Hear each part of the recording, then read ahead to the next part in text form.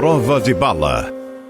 Olá, sejam todos muito bem-vindos ao A Prova de Bala. Eu sou Carla Albuquerque, estou hoje aqui com a grande advogada criminalista, a doutora Alessandra Girardi. Seja muito bem-vinda, doutora Alessandra Girardi. Obrigada, é uma honra, eu agradeço mais uma vez o convite.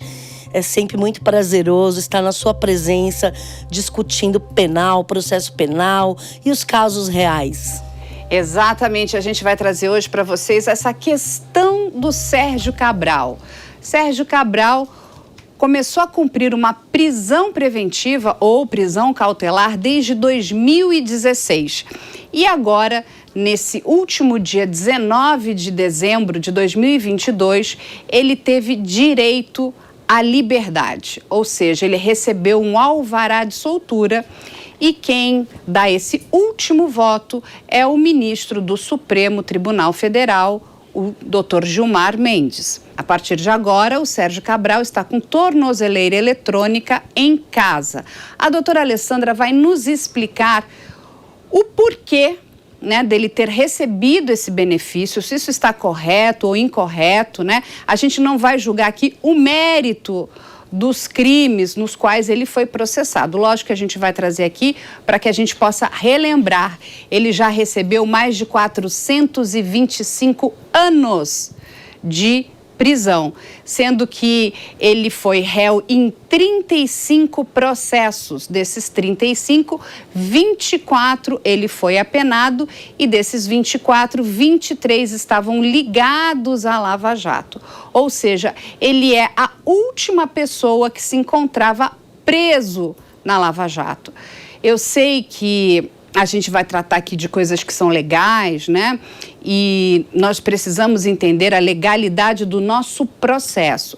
Mas, ao mesmo tempo, isso também causa muita indignação. Porque nós vamos trazer aqui os números, E o que aconteceu com o Estado do Rio de Janeiro, e não só o Estado do Rio de Janeiro, a gente precisa ampliar isso com essa questão da corrupção. Porque eu acho que isso é um dos piores cânceres, E vamos lembrar que o Sérgio Cabral era ex-governador do Estado do Rio de Janeiro, ou seja, um agente público, aquele que deveria zelar pelas contas públicas e pelo bem da sociedade. Mas, infelizmente, não foi isso que se comprovou. E aí eu já vou começar aqui com a doutora Alessandra, para que ela explique o que é esse benefício que ele recebeu.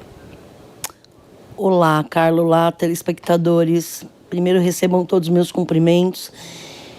Então, essa prisão, ela é uma prisão preventiva. O que as pessoas precisam entender, num primeiro momento, é que não se trata de uma prisão pena, não se trata de uma prisão definitiva. O que se discutiu nesse habeas corpus impetrado pela defesa do Sérgio Cabral, capitaneada pelo Dr. Daniel Bialski e sua banca de advogados, foi as seguintes circunstâncias: excesso de prazo na formação da culpa e ausência de contemporaneidade, depois eu vou explicar. Mas o que acontece? O Sérgio Cabral, ele respondeu várias ações penais. Das 24 condenações, desses 24 processos, dos 23 da Lava Jato, ele estava preso preventivamente em 5 deles. Desses 5 processos, a defesa do Sérgio Cabral conseguiu revogar a prisão preventiva em 2. Doravante conseguiu a concessão de prisão domiciliar em mais 2. E agora, o último mandado de prisão que ainda estava ativo foi revogado. A decisão combatida foi uma decisão proferida pelo STJ. Esse habeas corpus endereçado para o Supremo Tribunal, que é de prevenção de relatoria do ministro Edson Fachin, ele combate uma decisão proferida pelo Superior Tribunal de Justiça, que manteve a competência do juízo da 10ª Vara Federal da Seção Judiciária do Paraná para processar aquela denúncia, tá? Então, o que ocorre? Primeira coisa que as pessoas precisam entender: no Brasil, nós temos um ordenamento jurídico. Nós temos uma legislação, Carla. E essa legislação é para mim, é para você, é para o Sérgio Cabral e é para todos que estão nos assistindo. Então, quando a Constituição Federal traz no seu texto que ninguém pode ser considerado até o trânsito em julgado, isso significa o quê? Até o esgotamento de todos os recursos em direito admitidos, a inocência ela deve ser presumida. E o que ocorre? Nós temos aqui uma falha nessa prisão. Nós temos uma falha. E a defesa do Sérgio Cabral muito bem ali observou essa falha. E qual seria essa falha? A prisão nesse processo, que é a Operação Calicut, que ele estava preso, da Operação Calicut, também oriunda do Lava Jato, ela foi decretada em 2016, Carla. Só que os fatos pelos quais ele foi denunciado nessa ação penal especificamente são de 2008 e 2009. Portanto, a prisão foi decretada após 8 anos, muito tempo.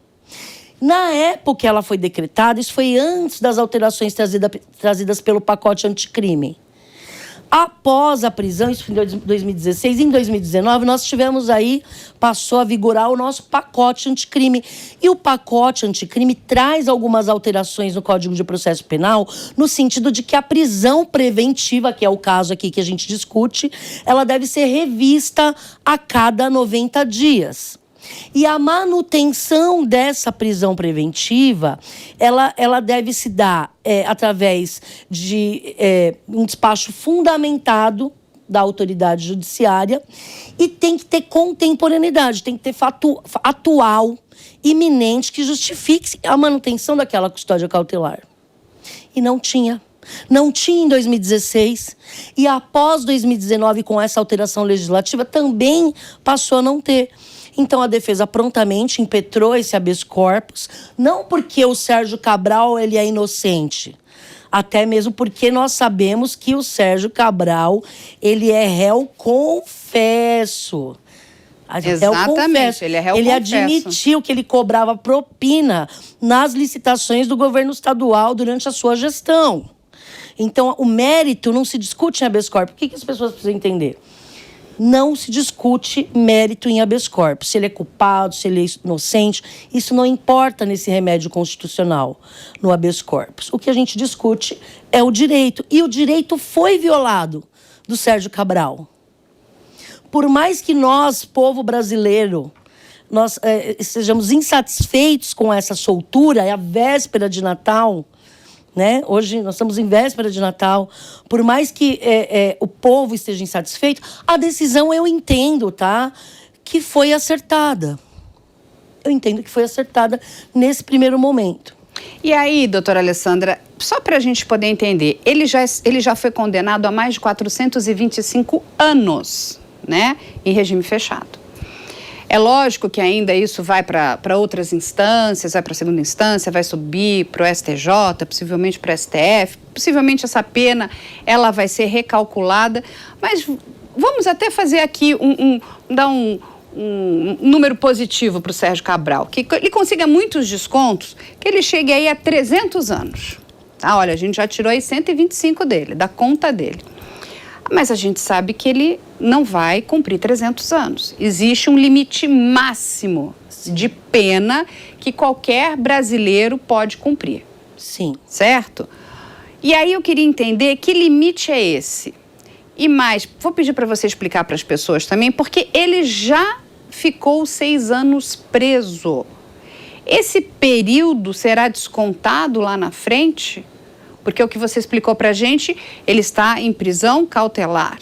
Sim. Depois do trânsito em julgado, ele vai para a famosa prisão pena. Então, ele vai realmente passar a cumprir, né, o número determinado no regime fechado. Então, explica para as pessoas para que elas possam entender. Então, sim, a regra, como eu já disse, eu sempre repito, a regra do jogo, que a nossa legislação brasileira é para todos. Então, no Brasil, Carla, não existe prisão perpétua. É vedada a prisão perpétua aqui no Brasil. Nossa Carta Magna proíbe. Então, a legislação, até 2019, dispõe que ninguém pode ficar mais que 30 anos preso, mesmo que seja uma condenação de 1.000 anos ou de mais de 400, como aqui no caso do Sérgio Cabral. Ok? Como isso funciona? São vários processos. Ele não foi condenado em 400 anos em um processo. São vários processos. E é criado um processo de execução para cobrar essa pena, para cobrar essa reprimenda corporal. E aí o juiz de execução, nos termos do artigo 111 da Lei de Execução Penal, ele unifica, ele reúne todos esses processos, é somado as penas para cobrar do sentenciado. E o artigo 75 do Código Penal, ele diz que não pode ser superior a 30 anos. Então, ele não pode ficar mais 30 anos preso. Ou seja, só um minutinho, doutora, ele também se beneficiou porque ele foi condenado anteriormente ao pacote anticrime, é isso? Que agora passou para 40. Justamente, a Lei 13.964, que é o pacote anticrime, ela aumentou esse período de pena máxima para 40 anos, mas não atinge ele, porque as condenações de Sérgio Cabral são anteriores a 2019. Então, o máximo que ele pode ficar preso seriam 30 anos mesmo. E é evidente que o período de prisão provisória é descontado da pena também. Então, se a pessoa é condenada, por exemplo, a uma pena de 10 anos e fica 2 presa, quando ela sai e é julgado todos os recursos, ela guarda em liberdade, no final é expedido mandado de prisão, quando ela for cumprir essa pena, é operada a detração penal, ou seja, desconta o período que ela descontou quando presa cautelarmente. E aí restam apenas, por exemplo, 8 anos. No caso do Sérgio Cabral, o que é importante aqui é deixar para as pessoas entenderem.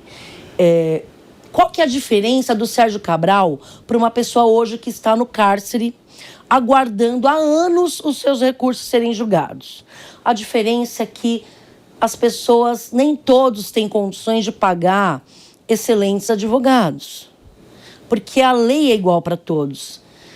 O Gilmar Mendes, no seu voto, ele diz que, não obstante, por mais que sejam graves as condutas supostamente praticadas, né, na ação penal, né, pela qual a pessoa é denunciada, mesmo assim, ninguém pode ficar indefinidamente preso no cárcere aguardando o recurso.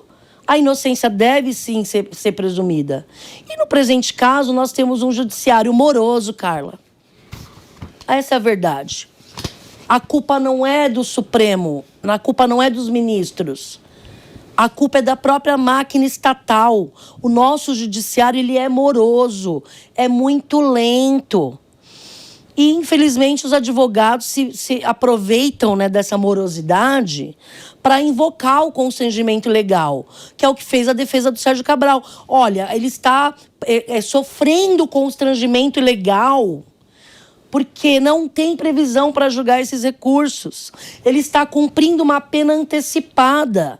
Não sobreveio trânsito em julgado, ainda há possibilidade de ser alterado esse desfecho. Até quando ele vai ficar no cárcere? Porque são processos de alta dimensão, de alta complexidade, que podem demorar anos para serem julgados. É por isso que a prisão do Sérgio Cabral foi revogada, porque há excesso de prazo na formação da culpa, porque não há contemporaneidade na fundamentação. Quando o Sérgio Moro decretou essa prisão preventiva, porque foi o Moro que decreta em 2016, ele utiliza o argumento de que o Sérgio Cabral poderia, na época, influenciar pessoas, Carla. Esse foi um dos fundamentos pelo qual o Moro decretou a prisão preventiva. O que a defesa, né, o que a banca de advogados do Dr. Daniel Bialski alega? Que hoje, em 2022, não permanece os mesmos fundamentos. Porque hoje o governo do estado do Rio de Janeiro já está sendo capitaneado por outro partido político que não o dele. Ele está há muitos anos preso, que ele não tem condições mais hoje, após toda essa trajetória de ações penais, influenciar pessoas nesse processo. Então não há risco à ordem pública, não há motivos para garantir a conveniência da instrução processual. E o doutor Gilmar Mendes, o ministro, ele entende no seu voto, que ele foi o voto de Minerva, né? Nós estávamos empatados, que o Sérgio Cabral deve ser revogada a sua prisão. Todavia, ele deixa a critério da juíza, que hoje é a juíza que está na 13ª Vara Federal de Curitiba, para aplicar quais seriam essas medidas cautelares. E ela aplica o artigo 318. Ou seja, ela não revoga a prisão para que ele saia em liberdade. Ela concede uma prisão domiciliar mediante uma série de requisitos. A gente vai falar dessa prisão domiciliar, mas acho que antes é importante a gente lembrar, né, os crimes nos quais o ex-governador do Rio de Janeiro, o senhor Sérgio Cabral, está envolvido. Gente, e são muitos, né? Porque olha só, eu estou aqui com uma lista, ela é monstruosa. E a monta de dinheiro envolvida nesses crimes também é muito alta. E nós estamos falando de dinheiro desviado do povo brasileiro, de um povo que passa fome, um povo que tem pouca instrução, um povo que tem dificuldade a ter acesso à saúde, sabe? É um povo que vem sofrendo muito. Eu entendo que você está nos explicando e concordo, a lei tem que valer para todos. E só para passar um dado aqui para as pessoas também, não é um dado completamente oficial, porque estão fazendo trabalhos aí muito grandes, inclusive até o Projeto Inocência vem trabalhando nessa questão, mas existem informações que hoje 20%, né, da população carcerária está cumprindo pena por um crime que ela não cometeu.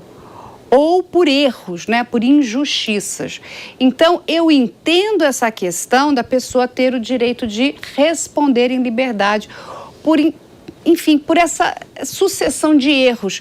E vamos combinar aqui que não são só erros do Ministério Público, erros de juízes, inclusive são erros da própria defesa, né? Porque quando você não é bem defendido, você acaba numa situação, quando você entra aí nessa máquina de moer carne do Estado, muito complicada.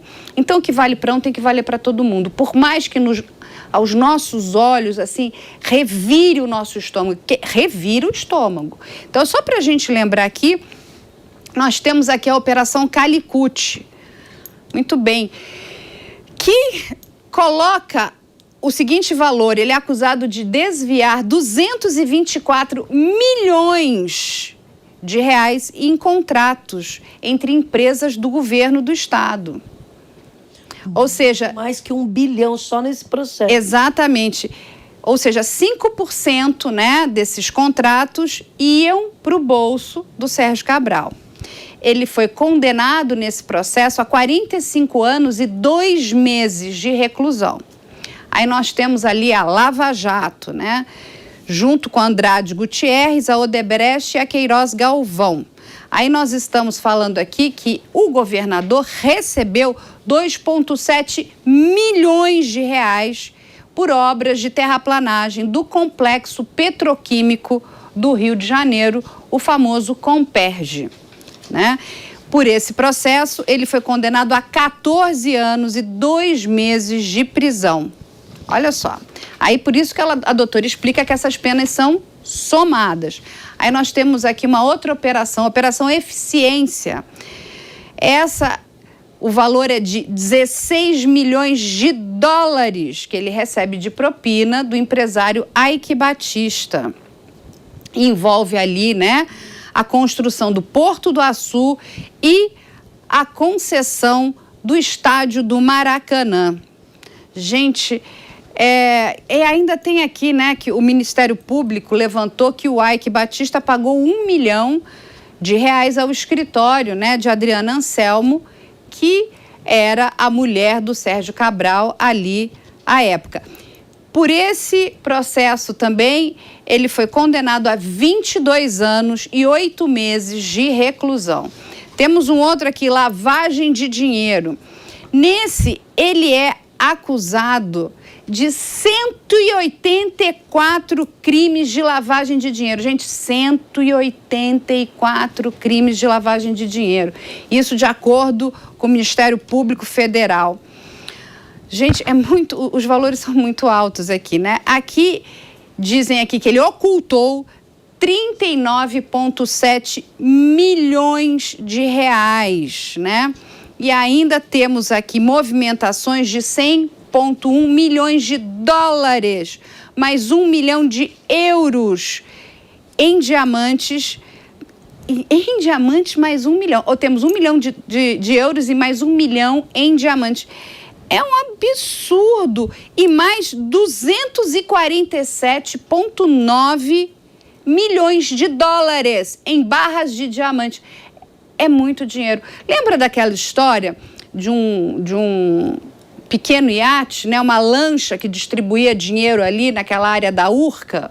Né? Que esse dinheiro supostamente era um dinheiro que ele estava tentando desovar. Eu estava no Rio de Janeiro naquela época e eu fiquei horrorizada da quantidade de dinheiro que apareceu boiando ali naquela área ali da Urca. Era muito dinheiro, gente, muito. Um dinheiro sendo jogado fora.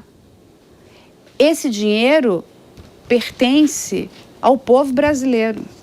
Aí temos aqui Operação Mascate.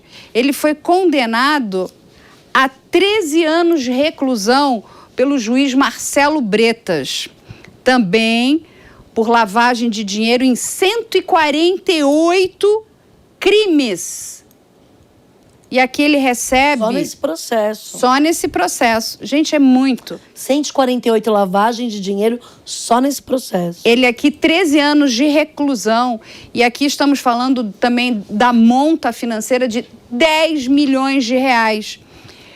E olha, aí temos aqui, eu vou ler rapidamente, aí vocês procuram, porque são muitos processos, né? São muitas operações. Temos ali a Operação Eficiência, PAC das Favelas, Fratura Exposta, Carioca Engenharia, FW Engenharia, Joias, Ratatouille, Ponto Final 2, porque né, não foi ponto final, ainda continuou, né? A gente está aqui praticamente a trilogia do Sérgio Cabral, né?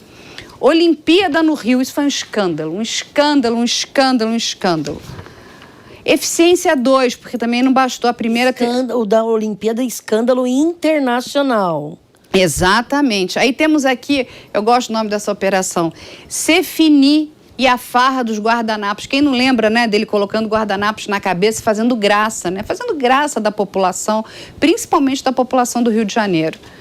Lavagem de dinheiro aqui. Aí temos Odebrecht, Construtor Oriente, Operação Restaurantes Japoneses. Gente, esse aqui ele é um master do crime, né? Operação Boca de Lobo, Operação Fetransport. Ou seja, aqui está parte da história, né, do crime do senhor Sérgio Cabral. Ou seja, ele realmente... Sabe o que ele prova com isso aqui? Que ele não estava nem aí. Ele fazia o que bem queria. E isso tudo... Porque, assim, o povo brasileiro é um povo bom, sabe? É um povo de coração magnânimo. A gente acaba aos pouquinhos esquecendo, mas a gente precisa lembrar.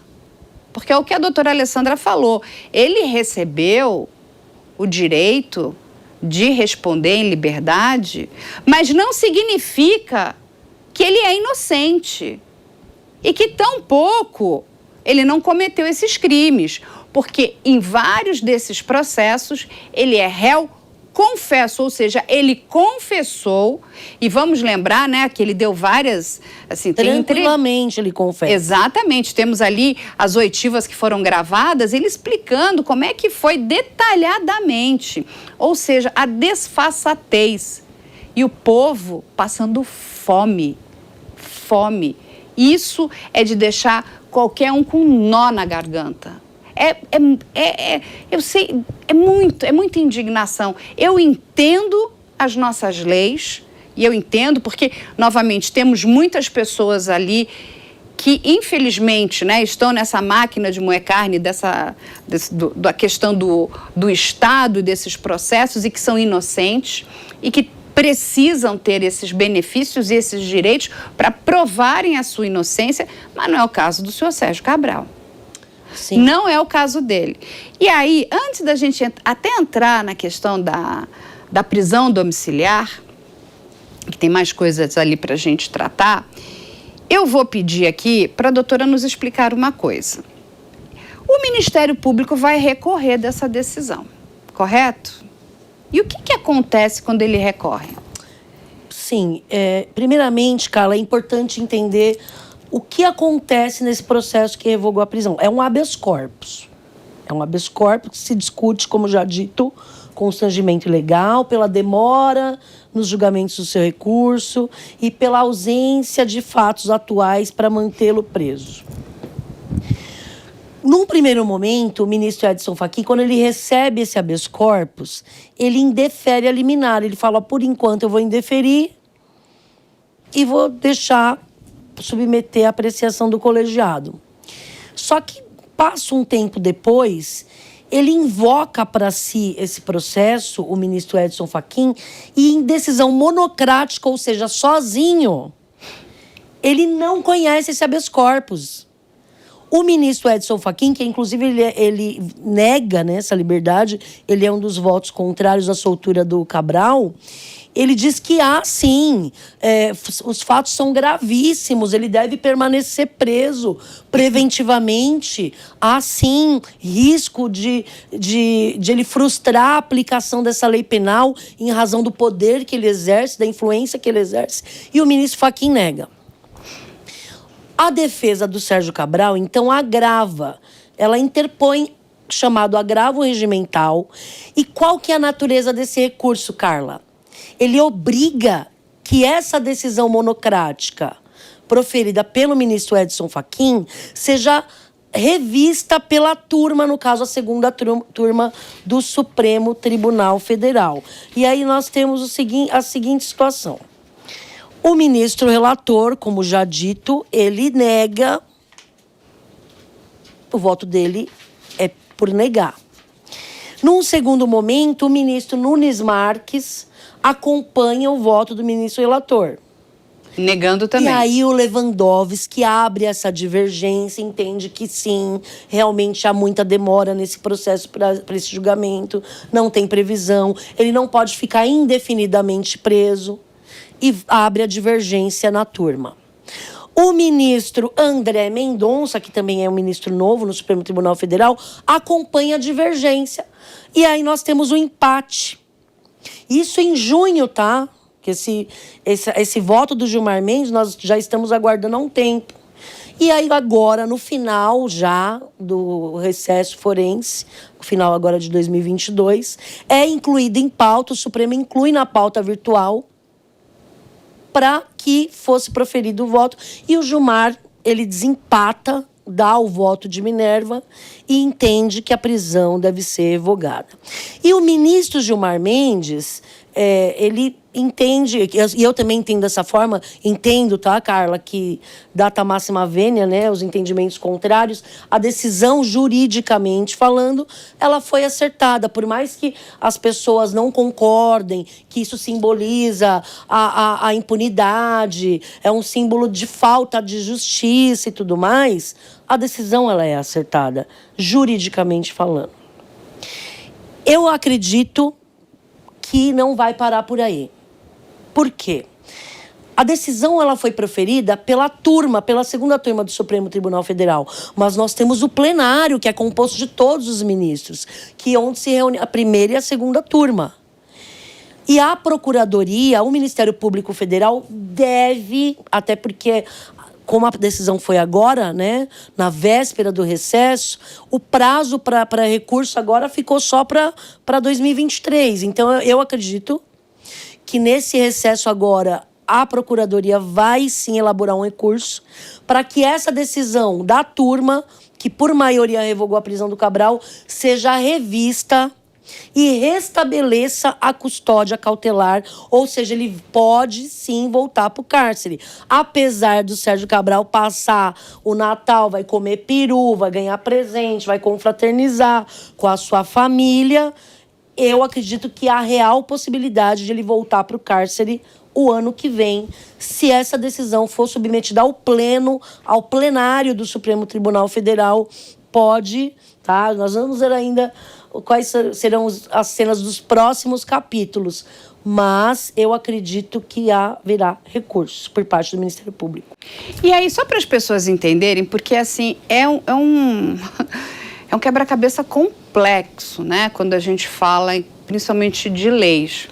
Eu digo aqui que eu sou a favor que a gente tinha que ensinar pelo menos o mínimo, o básico para as pessoas, e digo na escola mesmo, né, para as pessoas entenderem, né, esses processos, porque isso diz respeito a todos nós. Quando uma prisão preventiva é pedida, né, é impetrada, quem faz isso é o juiz de primeira instância, é isso? Não.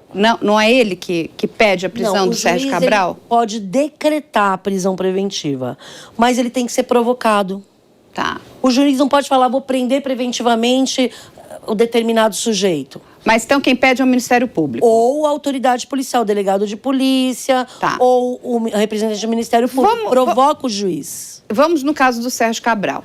Possivelmente foi o Ministério Público Sim. que provocou o juiz e o juiz concedeu essa prisão. No caso aqui, Carla, especificamente dessa prisão que foi revogada, os fatos pelos quais ele foi denunciado, Sérgio Cabral, remetem ao ano de 2008 e 2009. O Ministério Público oferece a denúncia. Quando o juiz recebe, no caso o Sérgio Moro, essa denúncia, ele recebe a denúncia e decreta a prisão preventiva quando recebe a denúncia. Portanto, Moro foi provocado pelo Ministério Público ao ser oferecida a denúncia. Então, só para a gente então pegar aqui, vamos pegar uma linha de condução aqui. Aí o juiz Sérgio Moro decretou a prisão. Muito bem, os seus advogados entraram com habeas corpus para que ele, né, tivesse o direito de responder o processo em liberdade, correto? Correto. Aí é negado, certo? Sim. Aí isso sobe para o Superior Tribunal de Justiça. E aí foi negado novamente. Sim. E aí subiu para o STJ. Para o STF. Vai direto para o STF? Isso, Justiça Federal, Superior Tribunal de Justiça e Supremo Tribunal Federal. E aí, então, é o seguinte, a primeira concedeu, aí a segunda negou, continuou com a primeira e aí vai para o STF. Isso, então... Esse é o processo. Justamente. E aí, tenta explicar pra gente, né, por que essas duas esferas entendem que ele tem que ficar preso e essa esfera, né, federal entende que ele deva responder em liberdade. Carla... Porque é o quê? Isso é um... Carla, é muito simples. É como eu sempre digo quando a gente vai falar de processo penal. As pessoas têm que entender que o processo penal é um tabuleiro, é um jogo, né? E tem regras que têm que ser seguidas. E algumas regras não foram seguidas. O Supremo Tribunal Federal é o guardião da nossa Constituição Federal, que é a nossa lei maior, a nossa Carta Magna, o ápice do nosso ordenamento jurídico. E lá na nossa Constituição Federal é bem claro, ninguém pode ser considerado culpado até o trânsito em julgado. O Cabral não tem trânsito em julgado, ele não pode ficar indefinidamente, eternamente preso. A nossa Constituição Federal, Carla, ela não prevê, não há uma presunção de cometimento de crimes. Na nossa Constituição não se presume que a pessoa irá cometer crimes. Os nossos direitos, e são para todos nós que, inclusive, os senhores estão assistindo, eu, você, Carla, a presunção é de inocência. Mesmo ele sendo confesso. Mesmo ele sendo confesso, porque o que se discute aqui não é inocência, não é mérito, não são fatos, são direitos. Então, não se trata de um recurso pelo qual ele foi absolvido.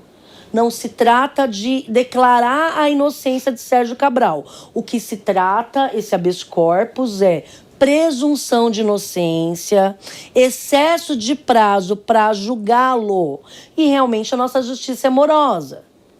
Então, eu, por exemplo, na militância da advocacia criminal, já consegui vários habeas corpus concedidos no mesmo sentido para meus clientes que são pessoas do povo, que ninguém conhece, e que esses direitos foram observados.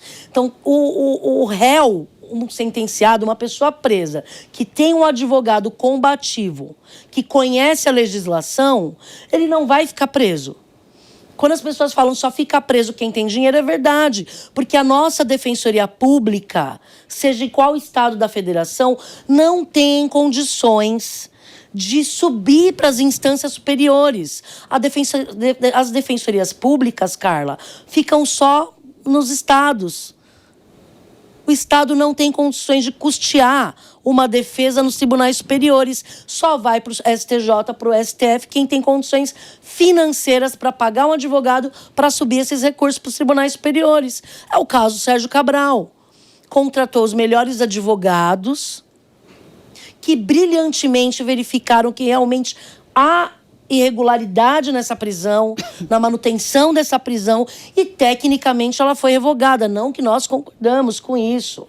Até porque essa questão de impunidade e o que isso simboliza não está em discussão aqui. Aí nós teríamos que conjecturar e refletir mais 1 hora só para falar quais são os reflexos dessa decisão na nossa sociedade.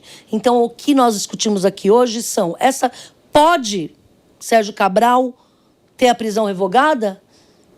Essa decisão, ela é correta? Essa decisão, ela é acertada, Carla? Eu entendo que sim. E aí, só para a gente aqui agora explicar para as pessoas o que significa essa prisão domiciliar, né?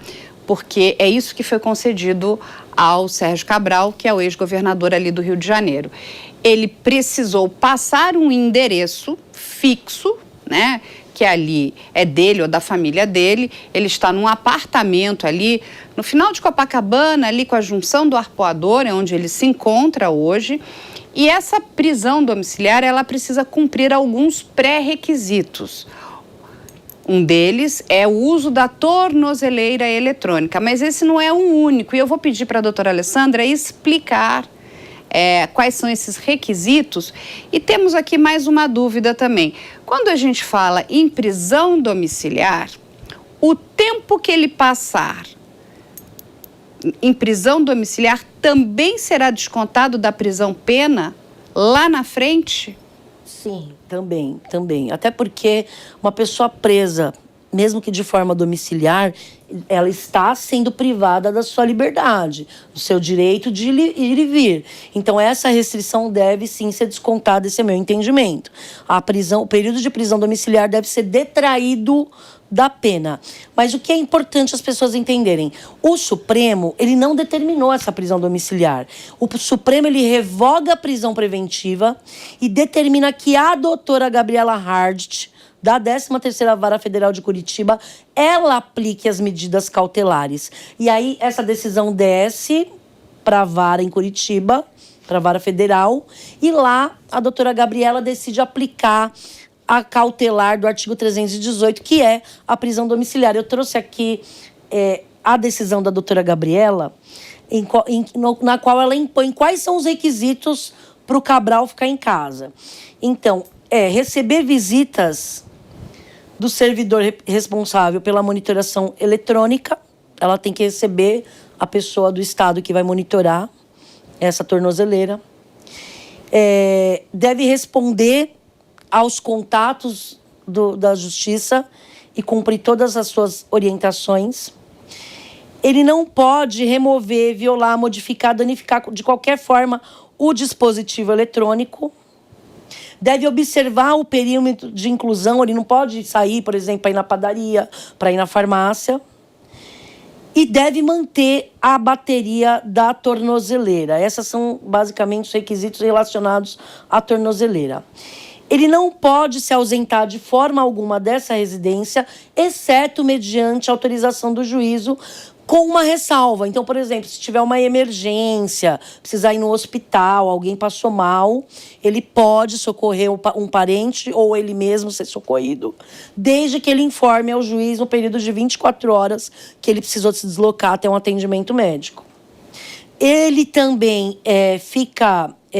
só pode receber visitas, aqui outro requisito, de parentes até 3º grau e dos seus advogados, além, se necessário, de profissionais da área da saúde. Foi proibido ele receber visita de qualquer tipo de colaborador da Justiça ou outros investigados, inclusive na decisão da juíza, ela fala isso, em especial pessoas com envolvimento com os processos da Operação Lava Jato. Tem essa restrição. Ele também ficou proibido de promover na sua residência qualquer tipo de festa ou evento social. Eu acredito que haverá uma confraternização na casa dele agora, à noite de Natal, toda a família reunida, mas na decisão é expressa, ele não pode receber festa social, confraternização, não pode receber visita. E tem a obrigação de comparecer em juízo sempre que for intimado. Então, em síntese, são essas restrições. Ou seja, ele está em casa, deitado em berço esplêndido, Carla. Vai comer peru, vai tomar champanhe, vai comer do bom e do melhor. Vai estar ali reunido com a sua família. Com todos os guardanapos, gastando né? o nosso dinheiro. E aí eu te faço uma pergunta. Tudo aí que você me comentou em relação à decisão dessa juíza não fala sobre entrevistas, redes sociais e internet. Aí a minha pergunta para você é, ele pode dar entrevistas? Ele pode entrar nas redes sociais? Ele pode ter uma rede social? Ele pode usar a internet como um meio de comunicação? Porque ela diz que ele não pode se comunicar com outros integrantes da Lava Jato. Não pode receber. Não, e também não pode se comunicar. Justamente. Né? E não pode estar... Aí eu te pergunto, mas ele pode usar a internet para falar com outras pessoas? Porque isso não está no despacho dela. Ou seja, se não está no despacho, ele está liberado, é isso? Sim, eu entendo que não foi proibido, é permitido. Então, ele está em casa, evidentemente, ele vai ter acesso à televisão, a computador, a notebooks, ele vai acessar a rede mundial de computadores, ele pode ter uma rede social, ele pode ficar fazendo stories, por exemplo, em rede social dentro da sua residência. E ele pode interagir com internautas, não há essa restrição. É um deboche. É um deboche. É um deboche com a cara do povo. Por que eu digo isso, né? O filho dele, que é o Marco Antônio Cabral, ele fez um post agora há pouco, assim que o pai foi liberado, né? Só que ele postou na rede social dele filho, né? Marco Antônio. Uma árvore de Natal, numa casa bonita, dizendo que está muito feliz, que o pai voltou, né, ao seio da família. Olha só, eu entendo que ele é filho do Sérgio Cabral e que o filho ali vai ficar do lado do pai. Tá tudo certo. Mas postar isso na internet, depois de tudo que ele fez, desse escândalo, é um escândalo, gente. Isso tudo que acontece com o povo brasileiro, e principalmente com o povo do estado do Rio de Janeiro. Ele pudiar do povo brasileiro, por que não mandou no grupo da família, da rede social? Exatamente, ou tem colocou isso. E digo mais, por que não colocou talvez na sua rede privada? Porque essa foto que está rolando está em todos os jornais, Perfil é pública. Ou seja, ela pode ser usada, pode ser replicada. Isso significa rir da cara do povo. Rir. É muito triste. É muito triste essa pessoa não ter a sensibilidade, que ele ame o pai dele, que ele queira ficar do lado do pai dele, independente do pai dele ser o que for, tá tudo certo, é pai dele. Agora, e o povo brasileiro? Qual é a preocupação que esse senhor tem com o povo brasileiro? Com o povo do estado do Rio de Janeiro? Isso é muito triste. Isso é muito triste, isso é um descaso. Isso é um absurdo. Mas vamos voltar aqui. Agora eu quero entender o seguinte. Doutora Alessandra, nossa criminalista aqui. O que acontece com esse processo? Agora ele vai seguir? Porque assim, a gente entende, a gente escuta aqui muito dos criminalistas que dizem a seguinte frase. O réu, quando está preso, né? Enfim, até uma estratégia da defesa é correr com o processo, porque existe uma possibilidade do réu ser inocentado. Mas eu já ouvi também de alguns que agora é o seguinte, vamos colocar, né, todas as chicanas para que esse processo caminhe da forma mais morosa, lenta, praticamente aquele mar de calmaria, né, para ver quanto tempo vai se levar. Porque, como você muito bem disse, ele é réu confesso. Correto? Sim, correto. Inclusive, réu confesso de condenações que consistem, basicamente, né, em síntese, em comandar uma organização criminosa, comandar uma organização criminosa que fraudava licitações e cobrava propina de empreiteiras. Então, eu acho, Carla, que realmente esse processo ele não tem previsão para se findar. Eu acredito que a defesa, mais do que nunca agora, vai se utilizar de todos os recursos em direito admitidos para, inclusive, alcançar, quem sabe, prescrições, entre outras coisas. A defesa do Sérgio Cabral, ela já se manifestou no sentido de que vai continuar se utilizando de estratégia para buscar anular esses processos. Há realmente várias irregularidades que devem ser sanadas, principalmente relacionadas à competência. Outros réus da Lava Jato já foram beneficiados com sentenças que foram anuladas e a defesa do Sérgio Cabral deve partir para esse caminho também em relação aos outros processos. Ou seja, então a estratégia, porque nós estamos falando aqui de um grande jogo, né? Um jogo de xadrez, é ir levando, né, com o maior tempo possível, usando, né, essas questões administrativas do direito, para que, inclusive, alguns processos entrem nessa questão da prescrição. Ou seja, porque uma vez que prescrito está, mesmo que ele seja agente condenado, ele não cumpre pena. Estou errada? Justamente. Há a possibilidade que isso ocorra sim. Eu acho muito difícil que das 24 condenações sejam anuladas. Eu acredito que mais cedo ou mais tarde esses processos irão transitar em julgado e com o trânsito em julgado será expedido o mandado de prisão para ele iniciar cumprimento de prisão definitiva. Mas gostem ou não, Carla, a verdade é a seguinte: todos nós temos o direito de sermos julgados em prazo razoável, seja o Cabral, seja quem for. Nós temos aí a Convenção Americana de Direitos Humanos, o Pacto São José da Costa Rica, a nossa própria Constituição Federal, que nos dá esse direito de sermos julgados em prazo razoável. Não julgaram Cabral no prazo razoável. Infelizmente, ele se beneficiou da morosidade da justiça.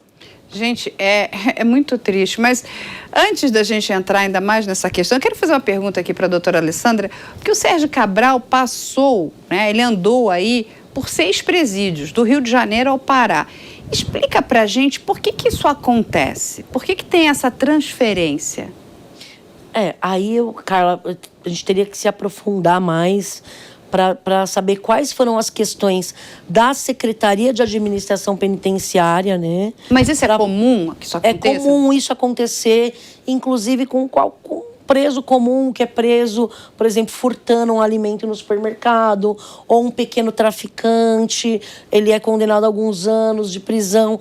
Dentro do sistema penitenciário, a Secretaria de Administração Penitenciária, ela pode sim movimentar, de acordo com a sua conveniência. Então, a gente não sabe quais razões que motivaram essas séries de transferências, mas elas podem ocorrer? Podem. Porque ele está sob custódia do Estado. E o Estado mantém ele onde bem aprouver. Seja em Bangu 1, ou 2, 3, 4, 5, 6, 7, ou no caso, 8, que ele saiu do 8. E aí, doutora, deixa eu lhe fazer uma outra pergunta, né? Quando a gente fala, né, dessa movimentação entre presídios, muitas pessoas perguntam, né, o seguinte: ninguém sabe para onde vai, inclusive nem os advogados. E isso aí não estou falando só da questão do Sérgio Cabral, estou falando isso de uma questão geral.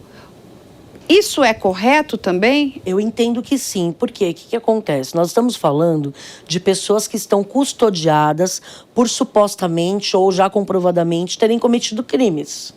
Quantas e quantas vezes presos, nós já tivemos tentativas de resgate de presos, inclusive com êxito. presos que foram resgatados, que conseguiram fugir. Então, eles não avisam nem a família nem o advogado quando vão transferir uma pessoa presa. Primeiro, a administração penitenciária faz a remoção dessa pessoa e aí só quando ela chega no destino, aí o advogado pode ser informado, olha, ele foi para tal lugar. Ou no caso, os familiares, olha, o seu parente, o seu ente querido foi transferido para determinado local. Então, é muito comum isso acontecer. Não informam a família, não informam o advogado. A gente só fica sabendo da transferência após a sua conclusão. E aí, quando a gente fala aqui, voltando agora para o Sérgio Cabral, ele foi até para uma penitenciária no Pará. E aí a minha pergunta é, isso também é ok? Porque isso dificulta, inclusive, né, o trânsito com os advogados. Imagina, né, a equipe dele, eu não sei exatamente se é do Rio de Janeiro ou de São Paulo, mas Rio de Janeiro e São Paulo são estados próximos, mas você está no Pará. E aí o preso também tem direito a receber visita familiar também. Como que funciona isso? Isso é correto também? Sim, independente do local de prisão, seja em qual for o estado da federação, seja no Presídio Federal de Segurança Máxima, seja onde for, ele tem sim direito a receber a sua visita. Talvez não íntima, dependendo da unidade prisional, mas ele tem direito a receber visita, principalmente do advogado. Mas isso não gera um custo para o preso? Porque... Sim, mas ele tem dinheiro para pagar a defesa para jatinho, para se locomover, seja qual estado for, né, Carla? Entendi, mas, por exemplo, ele não poderia colocar isso como algo arbitrário, porque significa que, por exemplo, para um filho dele, né, ir visitá-lo, imagina no Pará, você tem que pegar, né, acho que o meio mais rápido seria um avião. Sim, mas a defesa também pode pedir para o juiz da execução ou para o juiz competente uma aproximação familiar, para que aquela pessoa seja transferida mais próxima dos seus familiares, né? Nós temos também essa possibilidade. Eu mesma já fiz muito esse pedido. Presos que são deslocados para milhares e milhares de quilômetros de distância. E não é o caso do Sérgio Cabral, que ele tem condições financeiras, mas a maioria não tem condições financeiras para todo final de semana viajar milhares de quilômetros para uma visita. Isso custa. E a pena não pode exceder da pessoa do condenado. Isso acaba prejudicando muitas vezes a família, que sofre também com o preso, que vai ter que custear essa despesa de deslocamento. Então, a SAP, nosso secretário de Administração Penitenciária, ele flexibiliza, ele permite que, olha, pede uma aproximação familiar, eu moro em tal local, os filhos, as pessoas estão aqui, você pode manter ele preso próximo à comarca, à cidade que eu resido. Geralmente isso é feito. Mas nesse caso aqui do Sérgio Cabral, a gente desconhece os motivos. Eu entendo que isso deva ter ocorrido por uma questão, inclusive, de segurança ou, enfim, para que ele não estivesse em contato com outros presos à época que eram da Lava Jato. Enfim. Carla, ele é muito influente. Ele é muito influente. Então, eu acredito que ele queira, se ele deve permanecer preso, quero ficar preso no local que eu vou receber encomendas dos melhores restaurantes, no local que eu vou me beneficiar de acesso, como foi encontrado na cela dele, aparelho de celular, maconha, charutos, vestes de grife, de marca, roupas de marca, entre outras regalias, sendo que nós temos aí um sistema prisional onde os presos, as pessoas presas, uniforme de preso, muitas vezes vestes rasgadas. E ele cumprindo pena lá. Com marcas de luxo. Com marcas de luxo. Comendo carnes nobres. Bebendo, consumindo, porque se tem maconha na cela dele, acredito que ele estava consumindo entorpecente também. É um absurdo, é um absurdo. Bom, e aí, o que a gente precisa, né? A gente precisa que um desses processos, né, corra, né, e ele vá para o final, que é o chamado trânsito em julgado, porque depois disso não cabe mais recurso. E aí, esse ex-governador do Rio de Janeiro precisa começar a cumprir a famosa prisão-pena. E aí, enfim, todos esses outros processos podem acontecer até de forma mais morosa, mas a gente precisa que um aconteça de forma mais rápida, para que a gente tire, sabe, essa sensação de impunidade, essa coisa que dá uma raiva, né, no povo brasileiro, que trabalha muito, que paga impostos altíssimos para pessoas como ele, porque ele é um câncer na nossa sociedade. Quando um agente público trabalha nesse nível de corrupção, vendo esse povo sofrido, que tem pouco acesso à educação, à saúde, a transporte, vive de forma precária, enquanto eu não sei nem para que tanto do dinheiro. Tanto do dinheiro. É uma coisa que, assim, perdeu a mão. É assim, é o nível, assim, máximo da impunidade, mas a gente precisa que ele cumpra a prisão pena, que isso aconteça de forma exemplar, para pelo menos, sabe, aquela angústia do povo brasileiro passar um pouco, essa sensação de impunidade, de injustiça que é muito grande. E, de novo, ele é réu, confesso. Não é que a gente tem dúvida, não, será que é ele mesmo? Será que isso aconteceu? Não, ele confessou, linha a linha. Doutora, o que nós precisamos para diminuir um pouco a morosidade do sistema, para a gente, inclusive, encerrar aqui o nosso programa? Olha, Carla, é difícil responder essa pergunta, porque o que nós precisamos é de celeridade, é de efetividade na nossa justiça. E, infelizmente, aqui no Brasil nós não temos. Talvez porque há outros interesses por trás. Talvez não seja interessante para os grandes nomes da corrupção verem essa justiça mais célere.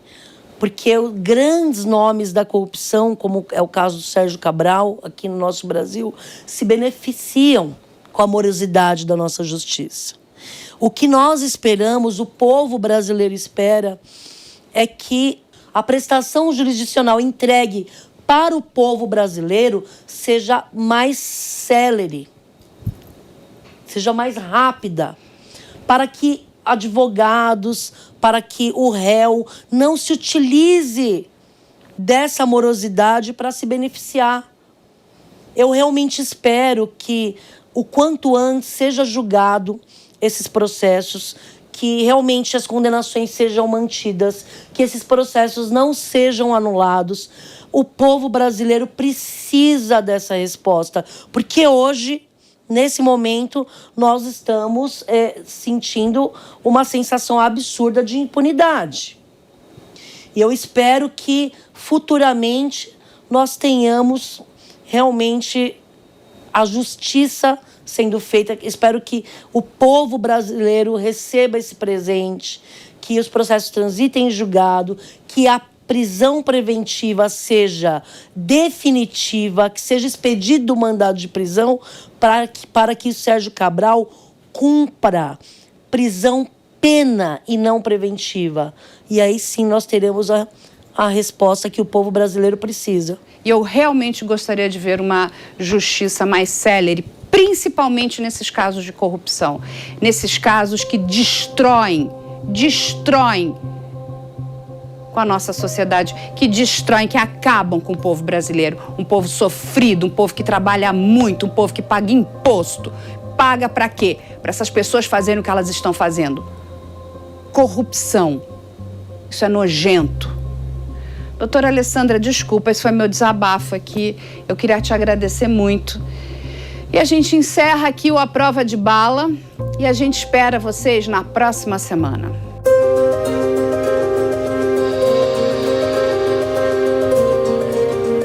A Prova de Bala.